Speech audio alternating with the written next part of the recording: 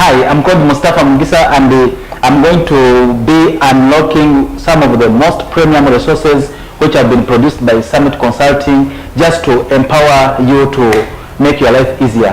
Now, one of the most big challenges which I'm always confronted with by many clients is how do we document policies and procedures. So remember, in an organization there is what we call laws and regulations, policies and procedures, standards and best practices. So policies and procedures are tools which are put in place by management and approved by the board to make sure that there is a consistent way of doing things. Now, the biggest challenge we have seen in many organizations is the tendency to over-control. They make policies and procedures for things which are not even necessary. And in the end, you are spending too much money and getting less value. But in addition, many organizations, they don't have a standard way of writing their policies and procedures. So this means that communicating such a policies becomes very difficult, and also reading to understand it also becomes very difficult. Now, in Summit templates, we are making this process very easier for you and for your organization, so that you can find a range of so many templates which are going to make your work very light and make your, so that you can have a lot of time to go and play with your children and also go and enjoy the games which you like to play. So today we are going to look at the ESCO fundraising policy. Remember, this is just an example of how we document a fundraising policy. But this template can work for any kind of policy you need, whether it is a finance policy and procedures, for each particular policy, maybe procurement policy, whether it is a recruitment policy, whether it is a timekeeping policy. You can virtually have a policy for each and every challenge an organization is experiencing. Remember, policies are put in place to proactively manage business challenges. For example, if you are at a workplace and people come late, then it is a sign that you need to put in place a policy or no reporting to work, timekeeping policy. In which case you indicate the time at which you come to report to work, the time you should leave work, recommended time, and what are your expectations.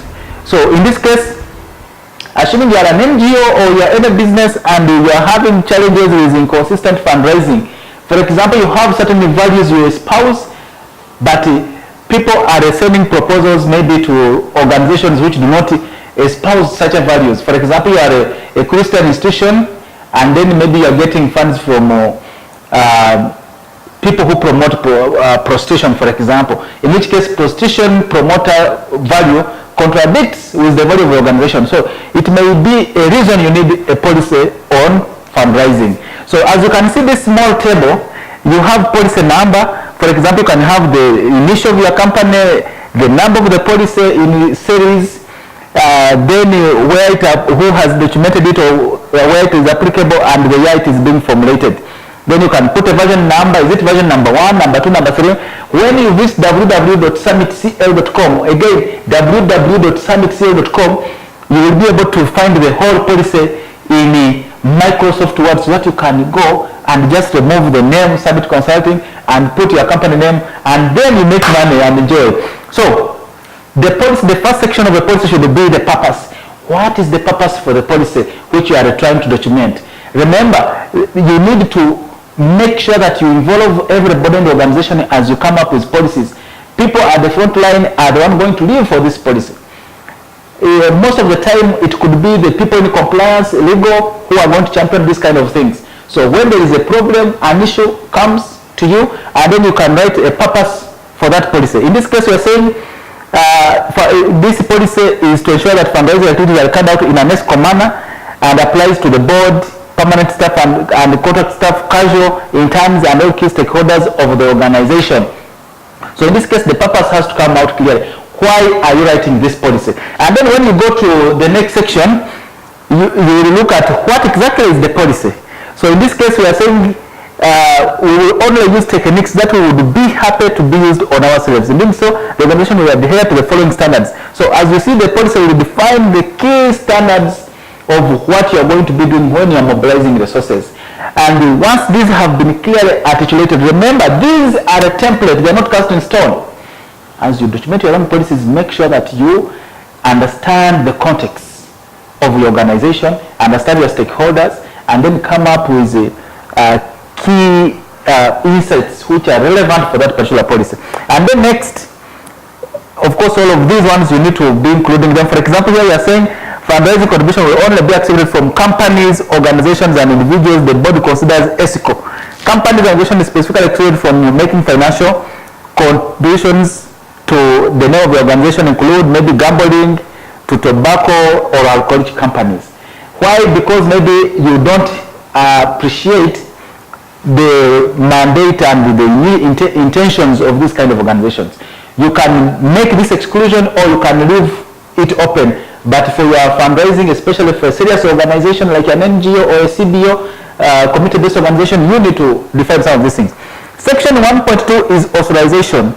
So meaning that which members are authorizing this policy so that people can know the weight it has. If this policy is authorized, for example, by a general staff in the operations, maybe people will say the MD will not try too much to care about it. But you want the policy to be, for example, authorized maybe by the board secretary, and this means that the board or the board chairman, this means that it has been minuted, discussed at the board level, and there is a minute item, and so the board has passed this policy and approved it for application in the organization. If you are going to do things within the company, you must therefore adhere by the policies which the board has ratified. And then, of course, the other section which you need to have is the responsibilities. For example, the board is responsible for implementation of this policy. All board members, casual, permanent, and contract staff are responsible for adhering to this policy. So you are defining for the key stakeholders, especially those ones which are directly responsible for this policy, who are going to be responsible. It is very important to define so that somebody knows that what are my rights and obligations under this policy. And then, of course, the next one is procedures. So you are explaining how the policy will be applied. And a policy which doesn't have procedures means that people are going to have inconsistencies in application. So this is why this section is recommended in your policy definition, so that there is consistency of application. As an example, we are saying, just go back. For example, all fundraising activities must have prior approval of the board as recorded in the board meeting minutes. This means that you don't want to see any fundraising that has been done by the organization unless the board has just seen, for example, you indicated the list of companies for which fundraising activities are going to be done, what are fundraising activities going to be undertaken, what are the budget implications, and then they are approved, and then they can give management to go and implement. Now it becomes, this makes it clearer for guidance, especially for business development or fundraising, other than for them just wake up every day and they just begin fundraising activity and then the board doesn't know. So you find that they are collecting money from companies which they wouldn't have gone to ask money. And then, of course, the next section is the effective date. You need to state the effective date the policy is going to be taking place. That is effective. You don't want a policy to be passed today and then takes another year before people adhere to it. Why? Because it has not clearly come up when does it start taking effect. For example, every time the law is signed into law, immediately it takes effect.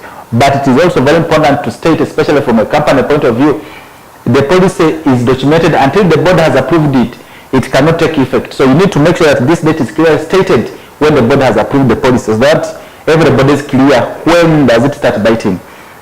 And that is it. That is the last section on policy. So as you can see, it is very important for any serious organization to have standard practices, policies, and procedures. So in this case, we have shown you the policy and also shown you the procedures which must be applied. And that's what we mean when we say policy and procedure. We state you the overall policy definition, its purpose, and then the procedures on how to be applied. And once that has been done, you are going to become an organization who everybody wants to come and do business with, and all employees want to be part of. Till we meet again with another template, I remain Mustafa Mugisa, your success partner, also called Mr. Strategy. Thank you.